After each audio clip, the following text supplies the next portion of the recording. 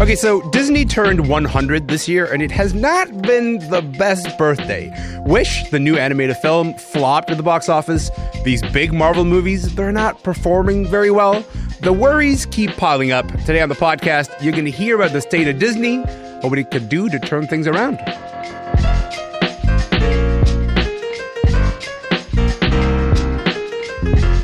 I'm Elamin Abdelmahmoud, and this is Commotion. Okay, listen, for years and years and years, Disney has owned the American Thanksgiving weekend. That's been the weekend. That's been the weekend that they usually bring their big animated movie for the year that year. That's when Coco opened. That's when Frozen opened. That's when Moana opened. And this year, Disney gave us this. Once upon a time stood Rosas, a most magical kingdom, founded by a king with the power to grant wishes. You are their handsomest, most beloved king. You're right. I am a handsome king. That is from Wish, the film that was supposed to be Disney's flagship animated release for the 100th anniversary. But the reviews, man, the reviews have not been good. Wish is proving to be yet another box office disappointment for a company that's still reeling from a whole bunch of those. A bunch of lukewarm receptions for the Marvels, the new Indiana Jones movie, among others. So what is happening? What is going on at the House of Mouse? Has Disney lost its golden touch? And I think maybe more importantly, can it get it back? To help us answer these questions, we've got film critics. Bilge Ebiri is here. Kristy Puchko is here. Kristy, Bilge, welcome to the show. How's it going? Hey. Good. How are you? I have a lot of emotions to work through about Disney, and I'm glad that you're both here. Maybe, Kristy, I'll start with you. Let's start talking about Wish, okay? This movie was supposed to be, Disney hoped that it would be like a Frozen level blockbuster. But the reviews and the box office, they are telling a different story. What went wrong with Wish? I mean, Wish feels like a checklist. It feels like Disney was like, okay, we have to have like a noble princess who's pretty and cool and looks enough like our other dolls that she'll sell, but not so much like them that people don't feel like she's essential. And she has to have a talking animal. And also, let's do more talking animals. And there have to be songs. But it's like, it feels like a checklist. It doesn't feel like someone was like, I have a good story. And like it is the music in this one, the lyrics are painfully embarrassing. There is a lyric so bad that like when I heard it, I thought I heard that wrong. And then I saw later on Twitter, somebody was like, did anybody else hear a forest animal sing, "We are all shareholders in the universe"? I was like, okay, no, that is what they said. That's a real lyric in a movie called Wish. What I love shareholders. about it's a Freudian slip. It's a Disney Freudian slip, right? Right? Yeah. Well, I was going to say, what I love about the reviews for Wish is that no one seems to be holding back how they really feel about this movie, even out of like even the slightest bit of politeness. You know, Bilge, like the headline for your review for Vulture does not mince words. I know you didn't write the headline, but the headline is Disney's Wish fails on every level. Please, man, tell us what you really think, you know? So what's funny is I did write that particular headline. Okay, all right. But what's funny is that, you know, and a lot of the comments I got on that review were, I mean, there were a lot of people who agreed with it, but then there were also a lot of people who were like, why are you being so mean? You know, you must hate Disney. And actually, the way I saw it was, this was the language of heartbreak for me, because I generally like Disney movies. Yeah. You know, I mean, I was a big fan of Encanto. I love Frozen, which is the film that, you know, Chris Buck, one of the directors of Wish, did. Jennifer Lee, who's also involved in. I mean, these are all people who have made movies I love. Mm-hmm. And I'm a big fan of kind of classic Disney. I've spent the last several years digging into the history of Disney productions and things like that. So when they come out with a stinker, or what I think is a stinker, there are people who like Wish. It's totally fine. I don't know them, and I don't want to hear from them. Yes. But when something like that comes, you know, it's not actually, for some people, maybe it's like built-in rage against Disney. But for me, it was kind of like, oh my God, how could you give us this? You know, how could this be so bland? Yeah. And it's 100 years. Like it's supposed to be your big movie, and this is what you gave us. The origin story of the wish from When I Wish Upon a Star. That was a dumb idea from that first press announcement. And I was like, win me over. Give me some. And like, truly, you have Chris Pine playing the villain. You have Ariana DeBose, who has such a beautiful voice. Like one of the best voices of her generation, right? Oh, and this is what you use her for. To her credit, she does a beautiful job with songs that are not good. But like Chris Pine's villain song is such a letdown. Like I miss Like, I miss a good villain song. I'm talking 90s era villain songs. Like, Be Prepared, all-time great. Be Prepared. Be Prepared. Oh, yeah. I love Jeremy Jafar's Irons. song because Yeah. it's just Jafar's petty. Like, song, he's yes. already run. He's already won. He's just dragging Aladdin It's a through victory the dirt. lap, 100%. Yeah, 100%. and like, like that's what I want. But like, all you see is this. Like, it's just Chris Pine being like, nobody likes me, or nobody appreciates me, and I'm like, this is. I want more. So I want to play you guys this clip, okay? I want to play you this clip. It's from the documentary Into the Unknown, Making Frozen 2, which you can watch right now on Disney+. This is Frozen 2 director Jennifer Lee getting feedback from a room full of her peers after an early screening of Frozen 2. Thought it's strange. Also didn't reveal to Anna that she's hearing this voice call. I was confused, and there were just things that didn't quite land in me. I felt like I had to take notes to understand what was going on. You feel very exposed and very vulnerable. And you're left with it in pieces, going, how am I going to pick this up? We have to make a decision about whether it's a magical river or there's a magical person calling her. Okay, so this documentary came to my attention because my wife watched it, and it genuinely flabbergasted me that this is a public-facing document. This is a public-facing document where like the makers of Frozen 2 are talking about how 3 months before the release of Frozen 2, they didn't know how the movie was going to end. And to me, that was kind of instructive. Like, it's kind of instructive that key parts of the story were not figured out while the movie's well into production. We're getting real close to the release date here. What does this kind of moment tell you about Disney's approach to filmmaking, Kristy? I think it's, with the animation, there's the kind of the idea that like the sky is the limit. We can do whatever. And I think that that's a cool thing, but I think it also gets abused where, I think a big thing we're seeing this year is Disney invested too hard in kind of their hardcore fandom that's going to buy whatever they sell. And so the actual crafting of story has fallen to the wayside truly when you watch Wish, I love Alan Tudyk, power to him, but that goat he plays, it really feels like they just showed him the movie and let him freestyle and then animated stuff in. Because if you notice, because I've seen this movie twice because I have He's in a different movie for sure, 100%. And I love him and I think he's very funny, but it's like he makes a lot of one-liner jokes that no one responds to at all. And it's like what you're saying. It's like, I feel like they were like, oh, Alan, just try some stuff. And they're like, that's funny. And like, it is funny, but it's not grounded in anything. Yeah.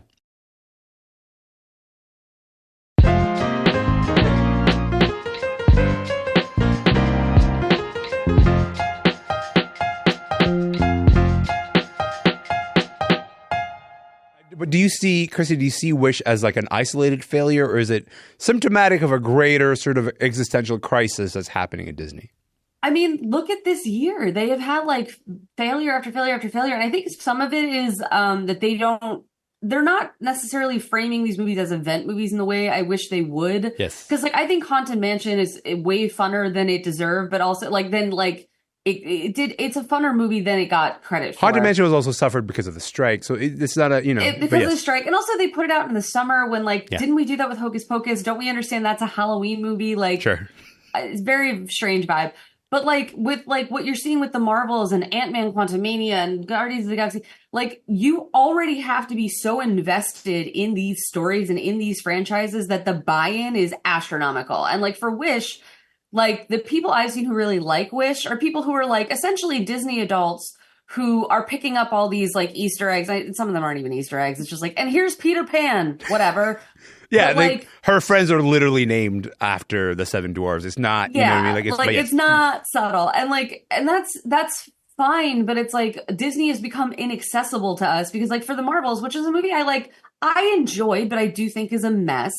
You not only have to have seen Captain America or Captain Marvel, but also like several Avengers movies and also two different Disney Plus shows just to understand the background before that story begins. And that's too much of a buy-in, especially as like audiences are changing. Like, you have a younger audience, like Gen Z is not into going to theaters like the audience, the generations before. Yeah. And we've seen with like Barbie, people will come to theaters if you make it an event. Women will come to theaters if you make it an event. And certainly the strike hurt that ability to some of that.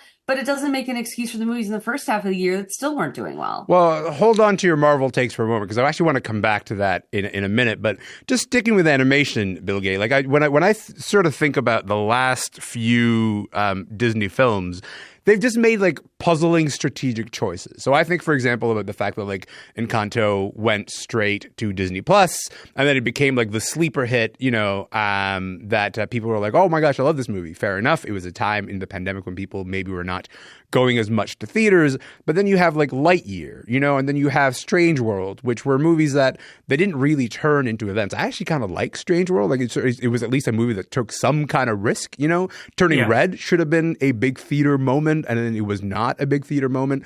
So they've been making some puzzling choices when I kind of look at the way that they've kind of approached these movies. And then you get to Wish, and Wish really should have been eventized more than any other Disney film. And it was like the least event, Disney thing of the year.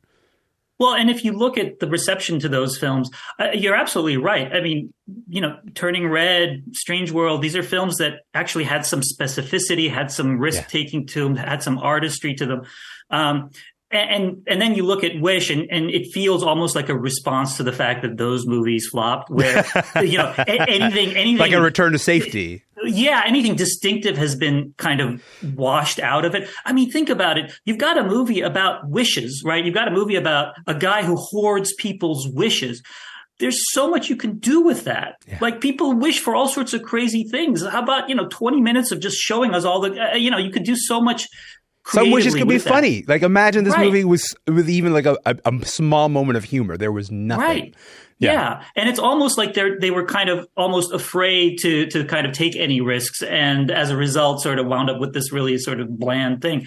And now you mentioned that Frozen 2 documentary. I mean, that's always been Disney's process. I mean, they take a long time making these things, and they're constantly revising, constantly questioning, constantly sort of revamping these things. Maybe not always 3 months before the movie comes out. That's probably a little extreme. That's the kind of thing they do when they're making sequels, right? With so many sequels, everything's up for grabs until the last second. But I do think that process it very often leads to superior product, right? Because you get a lot of creative people giving a lot of notes, and you sort of perfect the thing. That's how Pixar was so successful for so long. Mm-hmm.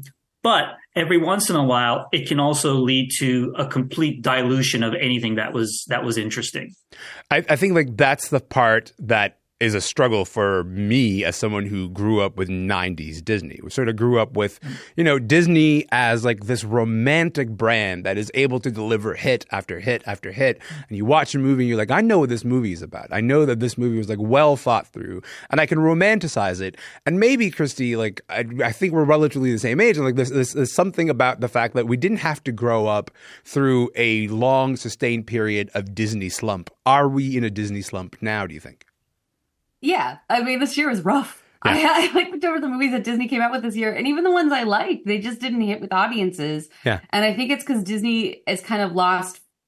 I don't think they understand what is working with audiences right now. Like, I really liked the Indiana Jones movie, but I think premiering it at Cannes was a weird move because it essentially put it before an audience that was never going to be receptive to that movie. Well, they took Elemental to Cannes too, which is like not really a logical choice for that movie either, which is like a lovely animated film, but also I don't know who you're going after by making that statement, right? Right. And it's like, it's not that they're bad movies. And it's like, those are movies that like, there was an audience for, which we saw as Elemental steadily did well in theaters. Yes. But they it's like, they don't know what they're selling anymore. It's like, they're pushing the Marvel stuff so hard. And like, Bob Iger on that call, it's a lot of like business, Bob Iger is the CEO of Disney. What call are we talking about here? Sorry. They did a town hall yesterday, and he didn't actually say much of anything except that like optimism, and he's proud to be a leader there, and that they're going to focus on quality. And what they're saying there is that they're going to do less movies a year, which is clearly a good plan. They flooded this like, I mean, but truly, because if you're making like $3 million movies, they have to make $1 billion or they're a failure. And like we saw this year, they put out so many big budgeted movies that just didn't hit. So like they need to kind of scale back and reassess and be like, what makes us distinctive? And like a lot of the movies we talked about, animated movies that didn't do well, like part of that is the pandemic. Like the pandemic hit and made things very complicated for Encanto and Turning Red. Sure. And like, who's to say what those movies would have done without that? But like Wish, there are things in Wish that I think are really good, including I'm so pleased and like I wish the movie were better so people pay more attention to it. But like that the princess character in it actually gets to have facial expressions instead of just being pretty all the time. Animation is actually really great in this movie. Yes. Yeah. Because she has like Ariel facial expressions that like Ariel back in the day made like annoyed faces and we get that back. And I was like glad to see a female character who actually gets to have expressions that aren't just like beatific. So, like, yes, 100%.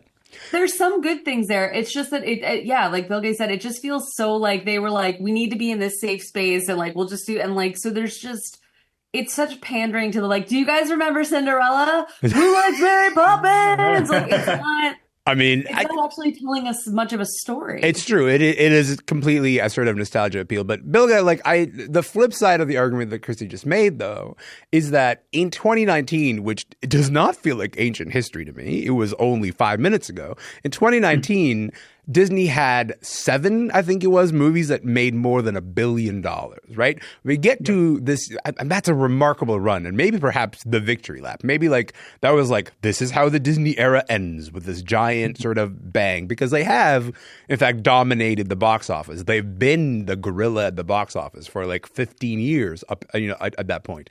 But what are we to make of the fact that the popular franchises, the popular things at Disney, the things that they're like, yeah, we put our stake in this, like Indiana Jones, like the Marvel Cinematic Universe, there are the things that have struggled this year. What does that tell you, Bilge?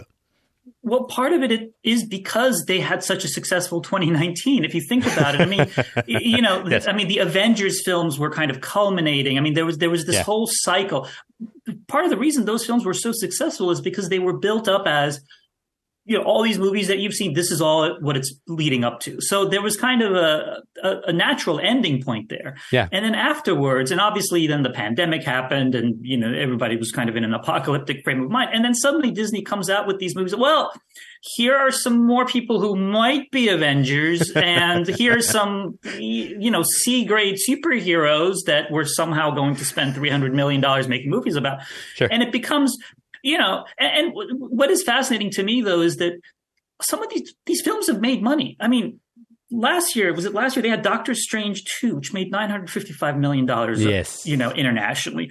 Thor 4, which was terrible, Thor Love and Thunder, still made money. I mean, it made $760 million. That's a lot of money. Yeah. But it's not $1.5 billion. So they're almost like victims of their own success. Black Panther, Wakanda Forever, made like $850 million. Any other movie would be thrilled, ecstatic to. That's basically $100 million less than what Oppenheimer made. Yes, but it didn't make the kind of money that the first Black Panther did. Yeah. And so as a result, there's the sense that they're reeling when in fact a lot of their movies have been pretty successful. Obviously this year has been different. And, Kristy, I also like the Indiana Jones movie, and it was, I genuinely think they thought they had a real winner on their hands. They were going to flex. They screened it at Cannes a month before it opened and the reviews were dismal. And suddenly they were in crisis mode. It happens. As far as where they go from here, I mean, I do think that the idea of sort of scaling back some of these productions makes sense. Sure. Maybe spending less money on them so that you can make $700 million and see it as a success. That seems to make sense to me. The problem is from the other end. I mean, Kristy, what does it say that failure is this relative term that we throw around? But, we call Indiana Jones and the Dial of Destiny a flop. That's a movie that made nearly $400 million worldwide. It's just that it just so happens to have a $200 million budget. So what does it say about Disney that a $400 million grossing movie is a disappointment? What have they done to themselves that this is the bar they must meet every time? I mean, that's exactly it, right? Like, it's a Disney movie, so it's supposed to be huge. And if it's not huge, then people are like, And I think the other aspect of what you're seeing is because, for so long, a Disney movie was an event. It was like, we're going to, people who don't go to the movies every week were like, this is the week, we're going. And when they release so many tentpoles in a year, the audience is just not there for that. There are not we don't have people coming back in the hordes that they were. We saw with Barbenheimer, people will come out if you make it an event. But this was too many things in a year for people to get excited about. And then the other side of it is, because of the way they handled Disney Plus during the pandemic, there's a kind of laissez-faire attitude from a lot of people of well, it's going to be on streaming soon anyway. Right. And so I think Disney Plus also undercut them a little bit there, where it lessened the urgency to see these movies. Mm-hmm. So I think, scaling back production costs, I think would be a huge thing for them. Limiting the amount of things that they come out with every year that are huge budget. Bring back the mid-tier comedy, man. You guys have 1 million stars underneath your umbrella of whatever. Bring back some just jokey, fun comedies like Freaky Friday and stuff. That would be a very easy solution where you make a movie for 20 million, say. Yeah. And it makes 100 million. Math. Terrific. And Disney perfected that concept. I mean, in the 80s, 90s, Touchstone Pictures, which was owned by Disney, famously was the home of the mid-budget comedy. You didn't spend a lot of money. You got a Danny DeVito, you got a Shelley Long, you were good to go. Yeah. You didn't make $1 billion, but you didn't have to make $1 billion.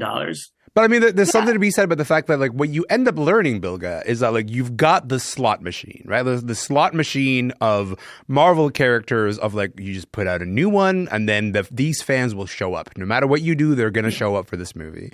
And then you keep hitting that slot machine 30 times, and it works every time. What you're going to learn is actually maybe I should be directing my attention to that. I do think that there's something to be said about the fact that the pandemic taught some people anyway, that some of these big events could be transported to the streaming moment, right? That this happened particularly with the animated films. And then I think that ends up robbing you of the people who are going to show up for Wish on a big Thanksgiving weekend. Because you taught me with Encanto and you taught me with Turning Red that, you know what, we could have a little bit of an event also on the streaming service. And then you end up undercutting yourself in a way. I do want to wrap this up by maybe saying, you are both now in charge of Disney and you need to turn things around. Maybe you've got some kind of prescription. Bilge, I'll start with you. What does Disney need to do to turn things around? This won't turn things around, and they're never going to do it, but bring back hand-drawn animation. Yes. Two-dimensional hand-drawn animation, which is Disney's great legacy, yes. Which was the thing they did so well. Yeah. And there was so much artistry there. And what happened with those kinds of films is, even if the film itself wasn't great in terms of story, it could still be really beautiful. That's not going to save them. No, I don't think I was going to say. I don't think that's going to be their company forever. But if I was in charge, that's probably what I would do, which is why they don't put me in charge. You're romantic. Kristy, what about you? I love that idea, honestly. I think that, little things like bringing back mid-budget comedies would be really useful. But I think the big thing they need to do is be more selective about the productions they're putting into place and create a new accessible moment for some of these franchises that have been run into the ground. It is too much an ask. It used to be fun to be I'll watch all the Marvel movies before this new one comes out. Now I have to take weeks off work. I don't have the time, the energy, the hydration levels. I can't do that. So at this point, it's and they're trying it with Echo, right? Where this is Spotlight. You don't need to know anything else. So they need to create new entry points into this franchise if they're going to continue to make Marvel a thing. It needs to allow us in and not we need to move away from the snap. I don't care how, pick a different timeline, whatever. But it is become too mired in lore that you can't just walk into these movies and enjoy them anymore.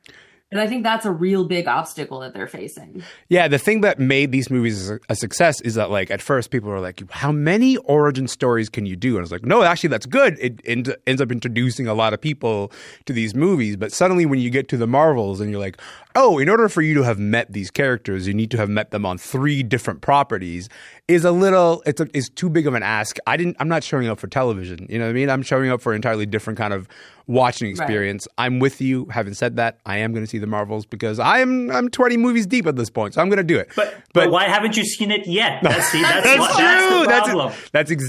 That's exactly correct. Okay, Bilge, Kristy, I got to leave it there, but thank you so much for your time. This has been so instructive. I really appreciate it. Thank you.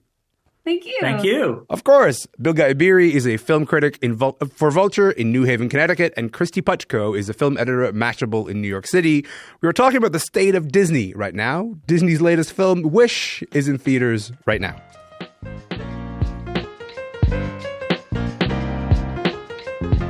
And that is it for the show today. My name is Elamin Abdelmahmoud. Remember, you can listen to any episode of Commotion anytime you like, wherever you get your podcasts. And also, I don't know, if you got like 10 seconds or so, go to Instagram, follow us. We are at Commotion CBC. Hey, I'm going to be here tomorrow. If you're going to be here, I'll see you then.